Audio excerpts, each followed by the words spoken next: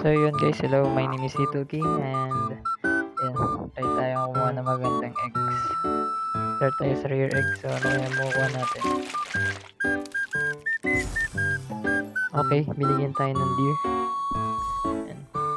Kaya pala natin dinidiligan yan, may napanood lang kasi ang ganyang method para makakuha ng maganda yung tinaralay natin. Kaya sana bigyan tayo ng queen bee. Okay, binigyan tayo ng honey bee. Sige, bawi tayo, bawi. Ayan, sana makakuha tayo ng ganda. Sana makakuha tayo ng ayun, ostrich.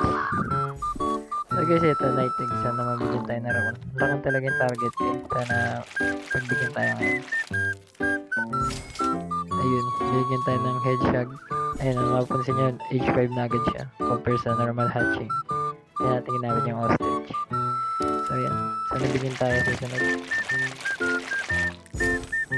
Ayun, bigyan tayo ng more. So bawi na tayo sa sunod guys. Thank you.